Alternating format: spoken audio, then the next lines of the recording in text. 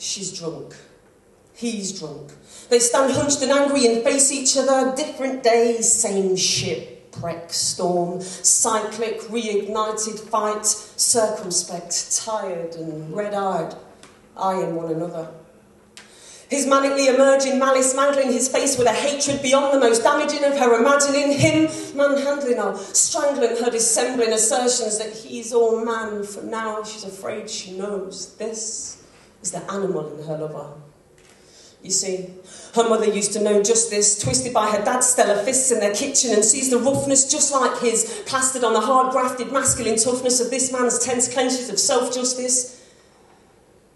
So she's resigned to know it's but a passing cloud that's casting patchy shadows below his brooding brow and somehow suppresses down the suggestion she should have done better than this. For now, she sighs and defeatistly admits she's captured, captivated by the tenderness he emits along his fingers out their tips and through his glistening lips when she's blinded, lost in his eclipse. He shifts, then spits through what are otherwise grimly gritted teeth, just missing her as he slams the door in his rising grief so it nearly splits in its chip frame. The air rips with his hissed accusations as he's unburdening himself, hurling bullets of blame.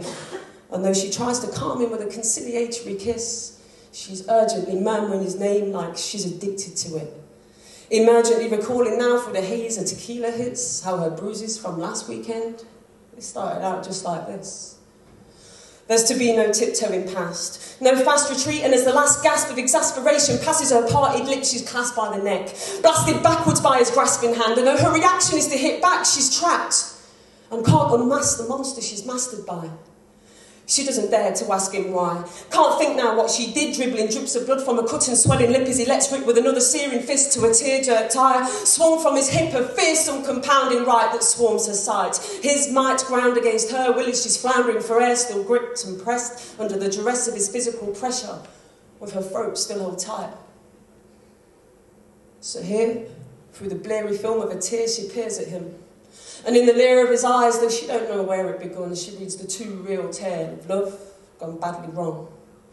He lurches, grabs onto her hair, throws her like a live bomb in fraught fury to the floor. She's crying, let go, because she can't take any more. But he's jab-handedly branding her with stories of his anger she should already know by rote. Broken, beaten and hopeless, choking, heaving and breathless, her flesh pressed against the mess of their matrimonial upsets on the carpet.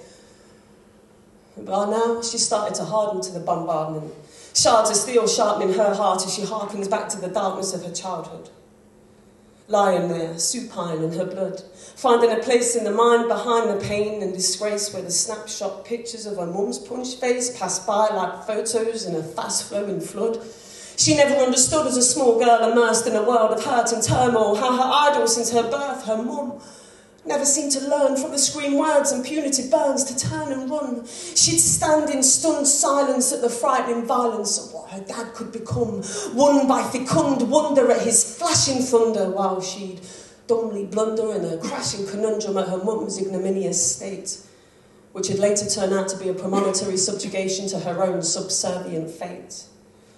So now, hate halos her heinously. She's pointlessly pouring at the floor like some aimless pauper begging for more, while the dangerously marauding, deranged mauler stalls in the reigning of his own calendar law on the sprawling form before him. See, he's starting to sober, turns and heads off to bed, leaves his lover doubled over, all fetal with her hands to her head.